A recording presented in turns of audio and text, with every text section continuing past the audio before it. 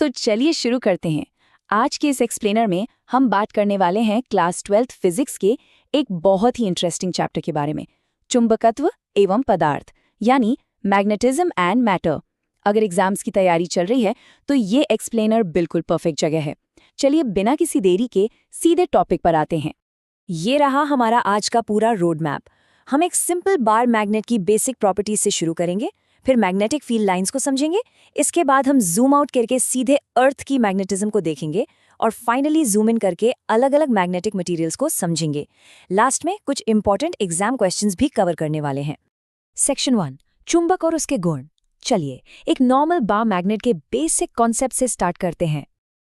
अब एक बड़ा ही दिलचस्प सवाल उठता है। जरा सोचिए, अगर एक ठोस चुंबक को ठीक बीच से आधा काट दिया जाए तो वास्तव में क्या होगा? क्या हमें एक तरफ सिर्फ एक नॉर्थ पोल और दूसरी तरफ सिर्फ एक साउथ पोल मिल जाएगा? सुनने में तो लॉजिकल लगता है, लेकिन असल में ऐसा बिल्कुल नहीं होता। चुंबक को तोड़ने से बस छोटे छोटे नए डायपोल्स बन जाते हैं। नेचर में अलग थलग चुंबकीय ध्रुव, जिन्हें मोनोपोल्स कहते हैं, वो एग्जिस्ट ही नहीं करते। आप जितना भी काट लें, हर टुकड़े का अपना एक नॉर्थ और साउथ पोल होगा ही होगा। इसके अलावा ये तो हम बचपन से जानते हैं कि चुंबक लोहे जैसी चीजों को अट्रैक्ट करता है, और अगर इसे फ्रीली लटका दें तो ये हमेशा नॉर्थ साउथ डायरेक्शन में ही आकर रुकता है। तो एग्जाम के पॉइंट ऑफ व्यू से मैग्नेटिक डायपोल मोमेंट यानी चुंबकीय द्विध्रुव आघूर्ण की ये डेफिनेशन बहुत क्रूशल है। ये एक वेक्टर क्वांटिटी है जिसकी डायरेक्शन हमेशा साउथ से नॉर्थ की तरफ होती है। पोल की स्ट्रेंथ और मैग्नेटिक लेंथ को मल्टीप्लाई कर दें तो ये वैल्यू मिल जाती है। इसे बिल्कुल अच्छे से याद कर लेना चाहिए क्योंकि ये इस पूरे चैप्टर का बेस है। आगे बढ़ते हैं हमारे दूसरे सेक्शन की तरफ, मैग्नेटिक फील्ड लाइंस। चलिए देखते हैं कि ये अदृश्य बल कैसे काम करते हैं। सच कहें तो ये रेखाएं असल में होती नहीं हैं, ये पूरी तरह से इमेजिनरी हैं, लेकिन फिजिक्स में ये एक बहुत ही कमाल का टूल है। किसी भी जगह पर मैग्नेटिक फील्ड की डायरेक्शन और उसकी ताकत यानी स्ट्रेंथ को विजुअलाइज करने के लिए हम इन कंटिन्यूअस कर्व्स का इस्तेमाल करते हैं। इससे पता चलता है कि स्पेस में मैग्नेटिक फोर्स आखिर इंटरैक्ट कैसे कर रहा है। अब इन लाइंस की कुछ बहुत ही खास प्रॉपर्टीज होती हैं और एग्जाम्स में ये अक्सर पूछा जाता है। सबसे इंपॉर्टेंट बात, कोई भी दो मैग्नेटिक फील्ड लाइंस कभी भी, लिटरली कभी भी एक दूसरे को क्रॉस नहीं कर सकती। ये हमेशा कंटिन्यूअस क्लोज लूप्स बनाती हैं। चुंबक के बाहर ये हमेशा नॉर्थ पोल से निकलती हैं और साउथ पोल पर जाकर खत्म होती हैं। अब आते हैं सेक्शन 3 पर, अर्थ्स मैग्नेटिज्म। चलिए एक छोटे चुंबक से निकलकर सीधे एक जायंट प्लैनेटरी मैग्नेट की बात करते हैं। क्या ये बात अमेजिंग नहीं है कि हमारी पूरी की पूरी पृथ्वी ही एक बहुत बड़े चुंबक की तरह बिहेव करती है? बिल्कुल, यही वो विशाल ग्रहीय शक्ति है जो हमारे कंपास को डायरेक्शन दिखाती है, और यहाँ तक कि माइग्रेट करने वाले पक्षी भी इसी की मदद से हजारों किलोमीटर का सफर बिना भटके तय कर लेते हैं। अब अगर हमें पृथ्वी के इस मैग्नेटिक फील्ड को किसी स्पेसिफिक लोकेशन पर एग्जैक्टली मेजर करना हो तो हमें 3 खास मैग्नेटिक एलिमेंट्स की जरूरत पड़ती है: डेक्लिनेशन, इंक्लिनेशन और हॉरिजॉन्टल कंपोनेंट। यही वो 3 चाबियां हैं जिनसे हम अर्थ के मैग्नेटिक बिहेवियर को डिकोड करते हैं। इसमें सबसे पहला है मैग्नेटिक डिक्लिनेशन यानी दिक्पात का कोण।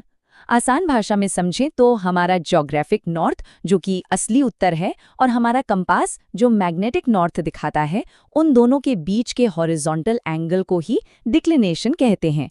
दोनों हमेशा एकदम सेम लाइन में नहीं होते। दूसरा एलिमेंट है इंक्लिनेशन, जिसे एंगल ऑफ डिप भी कहते हैं। ये हमें सटीक रूप से बताता है कि अर्थ का total magnetic field horizontal direction से नीचे की तरफ कितना झुका हुआ है। इंटरेस्टिंग बात यह है कि ये एंगल इक्वेटर यानी भूमध्य रेखा पर एकदम 0 होता है और पोल्स पर जाकर मैक्सिमम हो जाता है। चलिए अब आगे बढ़ते हैं सेक्शन 4 पर, टाइप्स ऑफ मैग्नेटिक मटेरियल्स। ग्रहों के लेवल से हटकर अब एकदम एटॉमिक लेवल पर जूम इन करते हैं। एग्जाम्स के लिए ये स्लाइड तो एकदम गोल्ड माइन है। यहाँ हम डायामैग्नेटिक, पैरामैग्नेटिक और फेरोमैग्नेटिक मटेरियल्स को साफ साफ कंपेयर कर सकते हैं। बिस्मथ या कॉपर जैसे डायामैग्नेटिक मटेरियल्स मैग्नेटिक फील्ड से हल्का सा रिपेल होते हैं, यानी दूर भागते हैं।